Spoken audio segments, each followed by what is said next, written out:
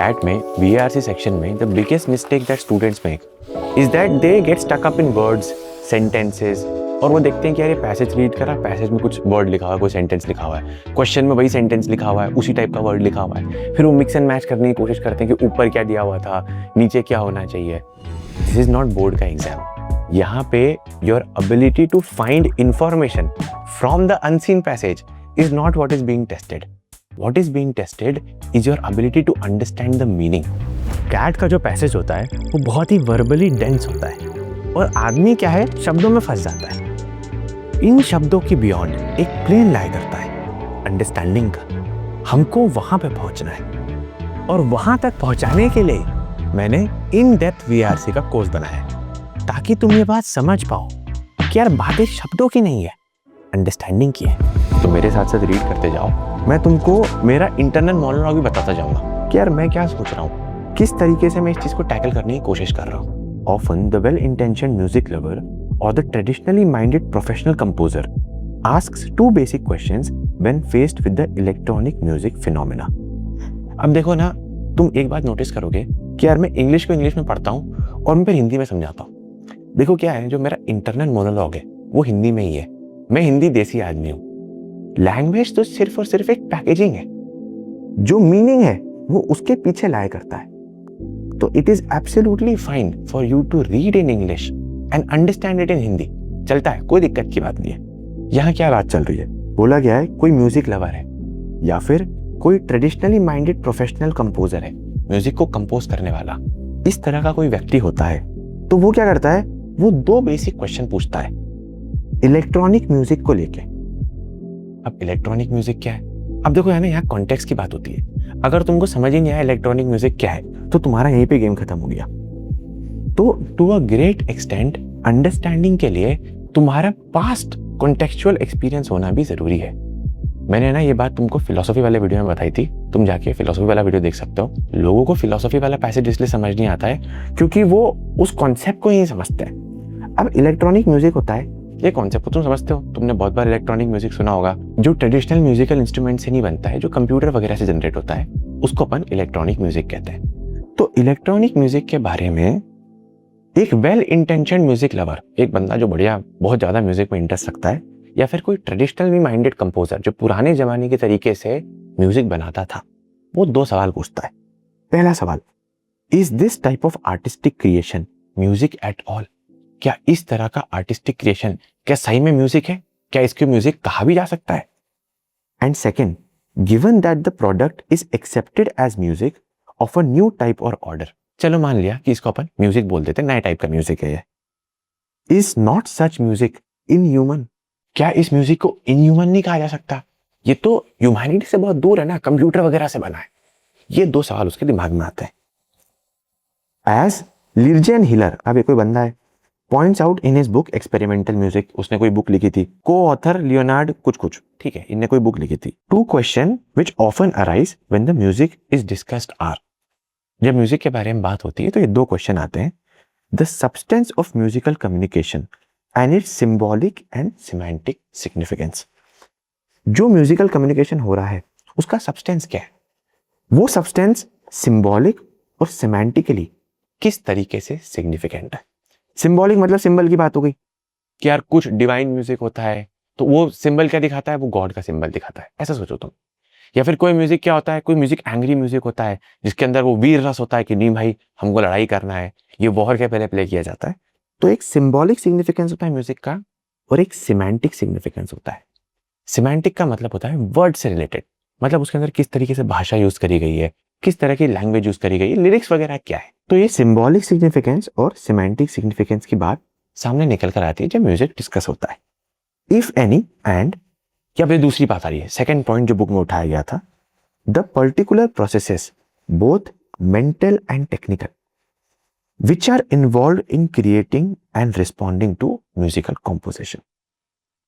Mental और technical process जो लगी थी म्यूजिक को बनाने में और सुन के रिस्पॉन्ड करने में।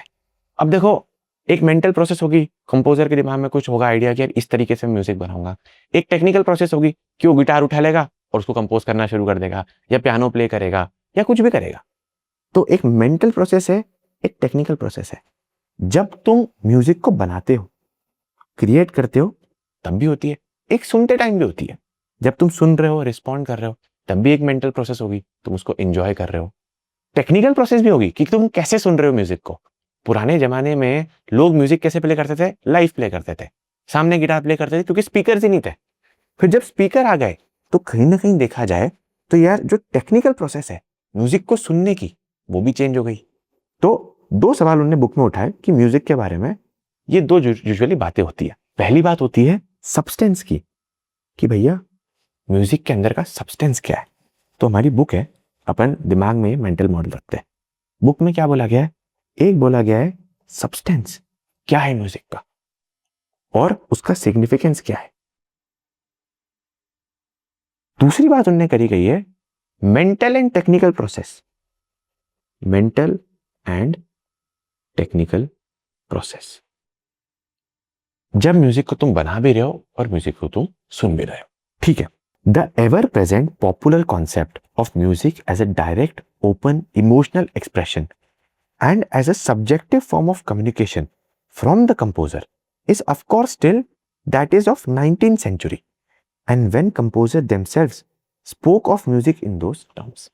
अब ये जो है ना, ये कहीं ना कहीं ऑथर अपनी बात लेके आ रहा है कि यार म्यूजिक को जनरली क्या माना जाता था कि वो डायरेक्ट, ओपन, इमोशनल एक्सप्रेशन है। किस चीज का? सब्जेक्टिव फॉर्म ऑफ कम्युनिकेशन का, कि यार किसी कंपोजर को कुछ फील हो रहा है, वो उसको सब्जेक्टिवली कम्युनिकेट कर रहा है। ये एक डेफिनेशन थी, इस तरीके से म्यूजिक को माना जाता था। बट ये बड़ी ही 19th सेंचुरी की डेफिनेशन है। 19th सेंचुरी में, पुराने जमाने में लोग ये बात करते थे कि यार सब्जेक्टिव फॉर्म ऑफ कम्युनिकेशन है।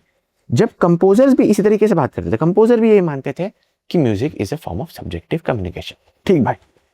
But since the 3rd decade of our century, हमारी सेंचुरी, हमारा समय जब चालू हुआ, 3rd decade मतलब 30s की बात हो रही है, तो 1930s की बात होगी, या तो 2030s की तो बात हो नहीं सकती, तो 1930s की बात हो रही है। 2030 तो अभी तक आया ही नहीं है।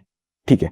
Many composers have preferred more objective definitions of music. कुछ कंपोजर्स ने मोर ऑब्जेक्टिव डेफिनेशन लेकर आई। क्या है भैया definition? Epitomised in Stravinsky's description of it as. तो स्ट्राविंस्की नाम का कोई बंदा था जिसने डिस्क्रिप्शन दिया था। क्या डिस्क्रिप्शन दिया है? अ form of speculation in terms of sound and time.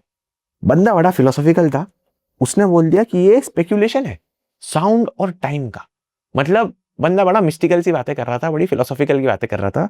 उसने बोला कि यार म्यूजिक की बड़ी वाइड डेफिनेशन है, ये भी म्यूजिक है। क्यों? क्योंकि यार इसमें साउंड भी आ रहा है और इसमें कुछ ना कुछ टाइम लगा, कुछ ना कुछ गैप था, हर बीट के बीच में कुछ गैप था, तो ये म्यूजिक मान लिया। तो बड़ी ही ब्रॉड सी, बड़ी ही फिलोसॉफिकल सी इसने डेफिनेशन दी थी। An acceptance of this more characteristic 20th century view of art of musical composition will of course immediately bring the layman closer to the understanding of and sympathetic response to electronic music। ये जो नई definition थी, इसको अगर accept करा जाए तो कोई लेमैन जो है ना, वो मोर एक्सेप्टिंग हो जाएगा, मोर सिंपैथेटिक हो जाएगा। किसको लेके? इलेक्ट्रॉनिक म्यूजिक को लेके। इलेक्ट्रॉनिक म्यूजिक बिल्कुल भी ट्रेडिशनल नहीं है, उसमें अजीब अजीब से साउंड होते हैं, कंप्यूटर जनरेटेड साउंड होते हैं। बट उस म्यूजिक को लेके आप मोर एक्सेप्टिंग हो जाओगे अगर तुम स्ट्राविंस्की की डिस्क्रिप्शन जो है उसको मानने लगोगे कि यार कोई भी चीज म्यूजिक हो सकती है, साउंड और टाइम से रिलेटेड होनी चाहिए, वो चीज म्यूजिक हो सकती है। ठीक है। Even if the forms, sounds and approaches it uses will still be of foreign nature to him. तो यार अगर वो ये डिस्क्रिप्शन को एक्सेप्ट कर लगेगा, तो भले ही उस साउंड को वो समझता नहीं हो, कंप्यूटर का अजीब सा साउंड है, किस तरीके से उसको बनाया गया है, उसको कैसे डिस्क्राइब किया जा सकता है, वो उसके लिए फॉरेन है, बट स्टिल वो बंदा मोर एक्सेप्टिंग हो सकता है इलेक्ट्रॉनिक म्यूजिक को लेके। बात अभी भी मेन इलेक्ट्रॉनिक म्यूजिक की चल रही है। ठीक है। तो पैसेज के ऑथर ने पूरी डेफिनेशन दी जो उसको लगता है कि पहले मानी गई थी, अब मानी गई है। अगर नई डेफिनेशन मानी जाएगी तो लोग और सिंपैथेटिक हो जाएंगे इलेक्ट्रॉनिक म्यूजिक को लेके। ठीक है। पहले पैसेज में बात कर रहा था कि इलेक्ट्रॉनिक म्यूजिक होता है जो कंपोजर हैं, जो म्यूजिक को लिसनर वाले लोग हैं, लेमैन है, वो यूजुअली उससे दूर है, वो उसको समझ नहीं पाते। बट हम अगर म्यूजिक को लेके थोड़ी ब्रॉड डेफिनेशन लेंगे तो कहीं ना कहीं हम इस म्यूजिक को एक्सेप्ट कर पाएंगे। A communication problem however will still remain. फिर भी एक कम्युनिकेशन प्रॉब्लम जरूर रहेगी। क्या है? The principal barrier that electronic music presents at large, there is a big barrier in relation to the communication process is that composers in the medium are employing a new language of forms. ये electronic music बनाने के लिए एक नई language use करी जा रही है, where terms like densities, indefinite pitch relations, dynamic serialization, permutation, etc. are substitutes or remote equivalents for the traditional concepts of harmony, melody, rhythm, etc. जो ट्रेडिशनल म्यूजिक को देखता है वो क्या बोलता है कि हारमोनी, मेलोडी, रिदम, इसके थ्रू उस म्यूजिक को समझने की कोशिश करता है। उसको लगता है कि यार हाँ यार इसकी हारमोनी बढ़िया है, इसकी रिदम बहुत फास्ट है, इसकी रिदम बहुत स्लो है, इसकी ये फलाना मेलोडी है, जो कुछ भी है। बट इलेक्ट्रॉनिक म्यूजिक में ना नई तरह की टर्म्स यूज होती है। क्या? Indefinite pitch relations, dynamic serialisation, permutation, densities. ये जो चीजें हैं ना, ये अब रिप्लेस कर रही है पुरानी टर्म्स को, पुराने सोचने के म्यूजिक के तरीके को। When the new structural procedures of electronic music are at last fully understood by the listener, the barriers between him and the work he faces will be removed.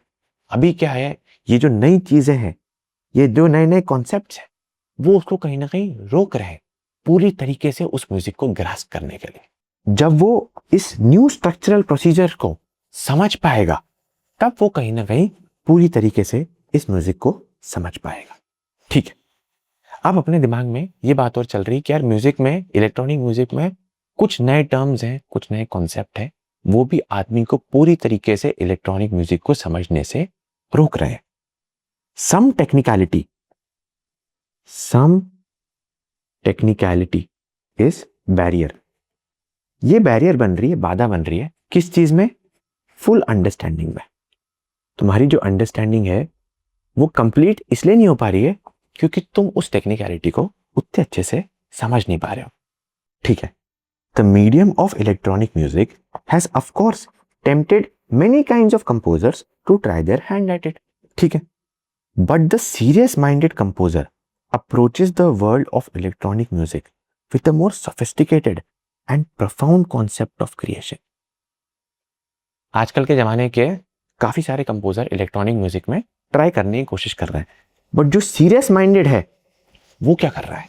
वो मोर प्रोफाउंड कॉन्सेप्ट ऑफ क्रिएशन के through इसको देख रहा है। वो सोच रहा है यार मेरा जो म्यूजिक क्रिएट करने की कैपेसिटी है वो कितनी इंक्रीज हो गई है इस न्यू मीडियम ऑफ क्रिएशन के कारण। ये जो नए तरीके से मैं म्यूजिक बना सकता हूं, मैं क्या अलग अलग तरह के साउंड बना सकता हूं। Although he knows that he can reproduce and employ melodic, rhythmic patterns and timbres of traditional nature. Traditional चीज तो कर ही सकता है इलेक्ट्रॉनिक म्यूजिक में। He feels that it is in the exploration of sui generis. ये कुछ होता है सुई जेनरिस, अपने को नहीं समझ में आ रहा, कोई बात नहीं, अपन इस चीज को कॉन्टेक्स्ट से बाद में टैकल कर लेंगे।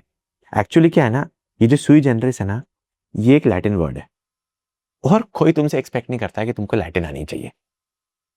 तुम पूरे मीनिंग को देखो और उस मीनिंग के फ्लो के थ्रू इस वर्ड का मीनिंग तुम ऐसे समझ जाओगे। ही फील्स दैट, उसको ऐसी फीलिंग आती है, इन the exploration of blank languages and the forms that the aesthetic magic of the new medium lies.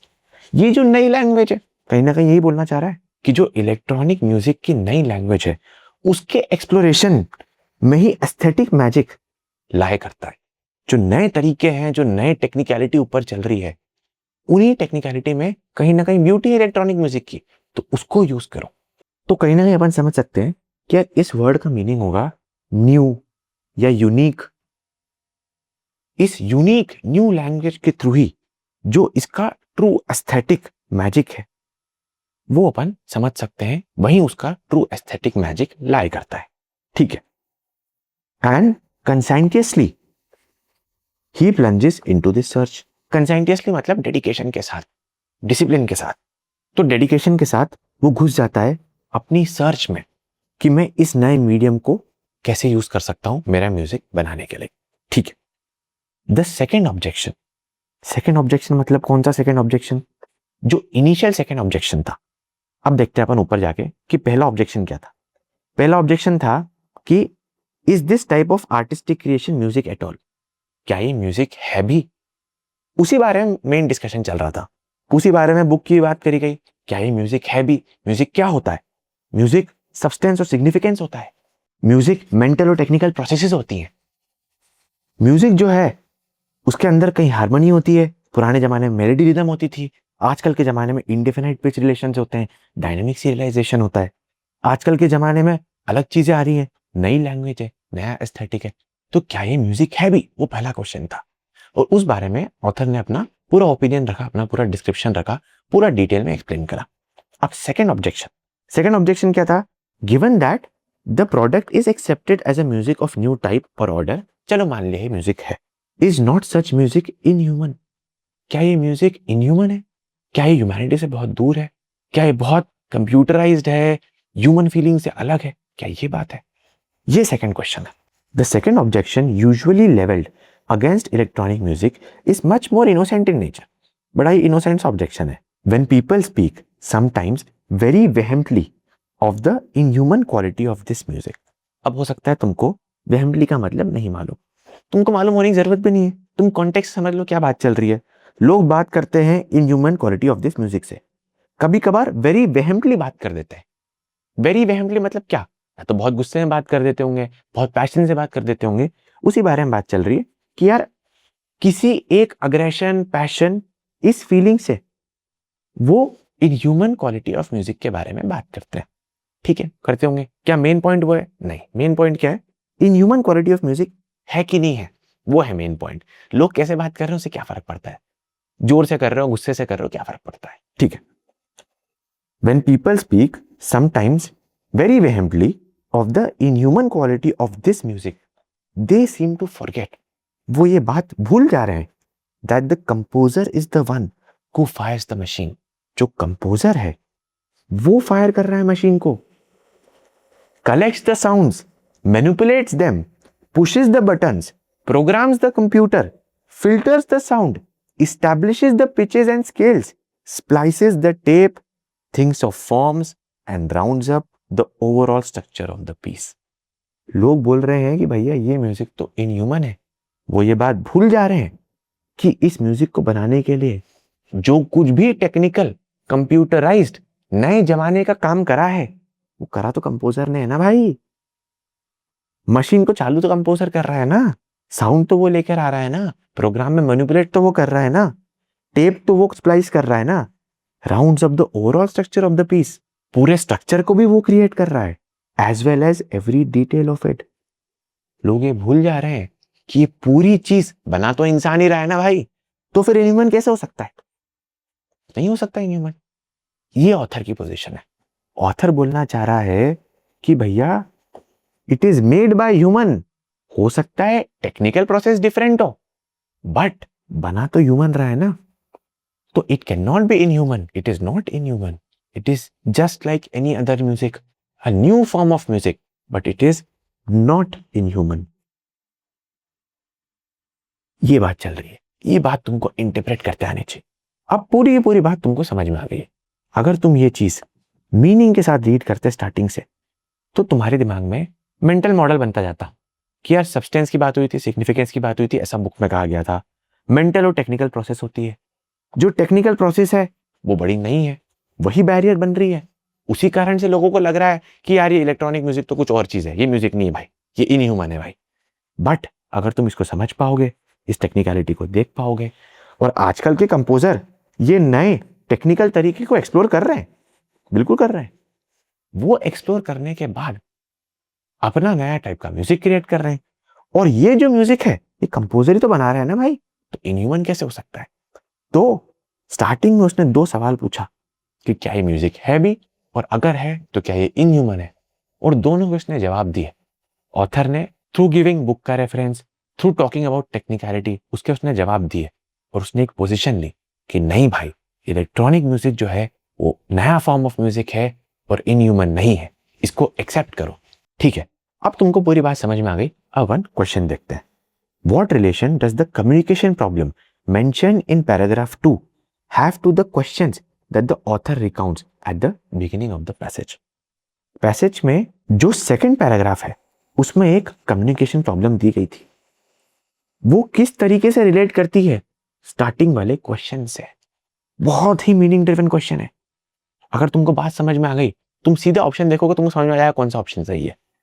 Communication problem क्या थी कि यार टेक्निकलिटी के कारण लोग उसको समझ नहीं पाते, उसको पूरी तरीके से ग्रास्प नहीं कर पाते। The communication problem is what allows us to see electronic music as music because music must be difficult to understand. ऐसा तो उसने कुछ नहीं बोला, must be difficult to understand, ये तो ऐसे ही एलिमिनेट हो गया। Unfamiliar forms and terms might get in the way of our seeing electronic music as music but this can be overcome. यही बात चल रही थी, जो नई टेक्निकलिटी है, नए टर्म्स हैं, उस कारण से लोग इसको म्यूजिक की तरह नहीं देख रहे हैं। But this can be overcome, this can be understood. तो ये ऑप्शन बिल्कुल सही लग रहा है। नेक्स्ट भी अपन एक बार देख लेते हैं। None, they are unrelated to one another and form parts of different discussions. कुछ और ही डिस्कशन चल रहा है, ऐसा तो कुछ नहीं है, कनेक्टेड है ना भाई मामला, बिल्कुल गलत है तो। It's unfamiliar language of forms and novel terms that we cannot see electronic music as music since it does not employ traditional musical concepts. बात इसमें वो हो रही है कि यार नए टर्म्स होते हैं, नए फॉर्म्स होते हैं, बट ऑथर का ओपिनियन क्या है? ऑथर का ओपिनियन है कि है ये म्यूजिक, इसको समझने की कोशिश करो। ये तो उल्टी बात हो गई, ये इसका एग्जैक्ट अपोजिट हो गया कि भैया इसलिए ये म्यूजिक नहीं है। नहीं नहीं, ऐसा नहीं करना चाह रहा था, तो दिस इज ऑल्सो रॉन्ग। तो जो कनेक्शन है वो connection could be understood through B, that these are new forms, new terms, but they can be understood and this can be overcome. तो B is the right answer. Next देख लेते हैं। From the context in which it is place the phrase sui generis in paragraph 3 suggest which of the following. अपन ने क्या देखा था context में कि कुछ न्यू, यूनिक, अलग, ऐसी कुछ बात चल रही है, ठीक है। कौन सा ऑप्शन इनमें से सबसे क्लोजेस्ट लग रहा है? इनडिस्क्राइबेबल। इनडिस्क्राइबेबल क्या होता है भाई? ऐसा तो कुछ नहीं कि समझ ही नहीं सकते, वो तो कॉन्टेक्स्ट बोल ही नहीं रहा है, तो ये गलत हो गया। जेनेरिक, जेनेरिक मतलब वही चीज जो बार बार आ रही है, ऐसा भी नहीं, कुछ नया है, कुछ यूनिक है, ये भी गलत हो गया। अनएस्थेटिक, यार ये तो एस्थेटिकली अपीलिंग ही नहीं है, मुझे अच्छा लगा ही नहीं, इंजॉयबल है ही नहीं है, ये भी गलत हो गया। ऐसी बात तो है ही नहीं, एस्थेटिक बात चल रही है, कुछ नया है, कुछ पर्टिकुलर है, कुछ यूनिक है, तो पर्टिकुलर हो गया। तो चारों ऑप्शन को देखो, बाकी तीन तो वैसे ही एलिमिनेट हो जा रहे हैं, बाकी तीन तो आउट ऑफ कॉन्टेक्स्ट बात है। एक है जो बोलता है कुछ ना कुछ पर्टिकुलर, कुछ ना कुछ यूनिक, कुछ ना कुछ न्यू है, ठीक है। नेक्स्ट देख लेते हैं। The goal of the author over the course of the passage is to. क्या है गोल? तुम तो सीधे देख के मार्क कर दो, defend electronic music from certain common charges. बिल्कुल सही बात है। लोग इलेक्ट्रॉनिक म्यूजिक को कुछ कुछ बोलते हैं कि ये ऐसा है वैसा है, चार्ज लगाते हैं उसके ऊपर, उसको ब्लेम करते हैं, बट ऑथर उसको डिफेंड कर रहा है। बिल्कुल सही बात है, बिल्कुल ठीक बात। Differentiate between electronic music and other forms of music. क्या वो डिफरेंशिएट करना चाह रहा है? क्या वो बताना चाह रहा है क्यों ये अलग है? ये तो उल्टा इंटीग्रेट कर रहा है, बोल रहा है कि यार this can be considered music, this is human, please call it music. तो ये डिफरेंशिएट करने की कोशिश नहीं कर रहा है, तो ये गलत हो गया। Defend the serious minded composer from Lazarin Hill and Stravinsky. क्या कोई सेंस ही नहीं बना था इस बात का? कौन से कंपोजर को डिफेंड कर रहा है? कोई डिफेंड नहीं कर रहा है कंपोजर को। Differentiate the modern composer from the 19th century composer. क्या डिस्कशन कंपोजर के ऊपर था कि पहले कंपोजर ऐसे थे, अब कंपोजर ऐसे? ऐसा नहीं, मेन बात जो चल रही है वो इलेक्ट्रॉनिक म्यूजिक की चल रही है, और इलेक्ट्रॉनिक म्यूजिक पे जो इल्जाम लगाए जाते हैं, जो चार्जेस लगाए जाते हैं, जो एलिगेशन लगाए जाते हैं, उससे डिफेंड करा जा रहा है, तो ये भी गलत हो गया। ठीक है, लास्ट देख लेते हैं। The mention of Stravinsky's description of music in the first paragraph does all of the following except. Stravinsky का जो डिस्क्रिप्शन था वो इनमें से तीन चीजें करता है और एक चीज नहीं करता है। स्ट्राविंस्की का क्या डिस्क्रिप्शन था, एक बार देख लेते हैं। स्ट्राविंस्की ने डिस्क्राइब किया था अ form of speculation in terms of sound and time. उसने बोला था ये एक स्पेक्यूलेशन है टाइम और साउंड का। बड़ी ही ब्रॉड सी, बड़ी ही फिलोसॉफिकल सी इसने डेफिनेशन दी थी। ये डेफिनेशन क्या अचीव करती है? तीन चीजें अचीव करेगी। तीन चीज इससे अपन डायरेक्टली इन्फर कर सकते हैं, एक चीज अपन नहीं कर पाएंगे। Help us determine which sounds are musical and which are not. क्या इस डेफिनेशन तुमको ये समझ में आ रहा है कि यार कौन सा साउंड म्यूजिकल है, कौन सा साउंड म्यूजिकल नहीं है? इसने तो बड़ी ब्रॉड सी बात बोली थी, कोई भी चीज हो जो साउंड और टाइम से मिलकर बनी उसको म्यूजिक बोल सकते हैं। कुछ डिफरेंशिएशन के लिए उसने टूल दिया था क्या कि यार इस तरीके से तुम बोल सकते हो कि यार ये म्यूजिक है, ये म्यूजिक नहीं है? ऐसा तो उसने नहीं बोला। पुरानी डेफिनेशन भले डिफरेंशिएट कर रही थी चीजों को, वो डेफिनेशन ज्यादा नैरो थी, मोर स्पेसिफिक थी, बट ये डेफिनेशन कुछ खास हेल्प नहीं करती अपनी ये डिटरमाइन करने में कि ये चीज म्यूजिक है, म्यूजिक नहीं है। इसको भी अपन होल्ड पे रखते हैं। Complicate our notion of what is communicated through music. 100% complicate कर रहा है वो। उसने इतनी ब्रॉड बात बोल दी कि कोई भी साउंड हो जो टाइम के अंदर हो, म्यूजिक है भाई। तो फिर तो कॉम्प्लिकेशन हो ही रहा है ना, क्या म्यूजिक है क्या म्यूजिक नहीं, सब कुछ ही म्यूजिक है, फिर तो बिल्कुल कॉम्प्लिकेशन हो रहा है। ठीक बात है। Allow us to classify electronic music as music, बिल्कुल सही बात है। तुम इस डेफिनेशन से लेके चल रहे हो तभी तो इलेक्ट्रॉनिक म्यूजिक को म्यूजिक में क्लासिफाई कर पा रहे हैं, क्योंकि यार कोई भी साउंड और टाइम के बीच का स्पेकुलेशन इज म्यूजिक भैया। ठीक है। Respond to and expand upon earlier understanding of music. सही बात है। अर्लियर अंडरस्टैंडिंग जो म्यूजिक थी वो नैरो थी। अर्लियर अंडरस्टैंडिंग में तुम पढ़ सकते हो, तुम जाके बोल रखी है, ever present popular understanding, emotional expression, direct open communication of the composer. ये नैरो डेफिनेशन थी, इसको इसने एक्सपांड कर दिया। तो ये तीनों चीजें कर रहा है, बी, सी और डी तीनों चीज कर रहा है। एक्सपांड कर रहा है, इलेक्ट्रॉनिक म्यूजिक को भी अंदर ला रहा है, और कहीं ना कहीं चीजों को और कॉम्प्लिकेट भी कर रहा है, कहीं ना कहीं चीजों को और कंफ्यूजिंग भी बना रहा है। बट वो डिफरेंशिएशन के लिए कोई टूल नहीं दे रहा है। Help us determine which sound are musical and which are not, इसमें बिल्कुल हेल्प नहीं कर रहा है। तो हमसे पूछा गया था ऑल डू एक्सेप्ट, तो एक नहीं करता है विच इज ए, तो ए इज द राइट आंसर।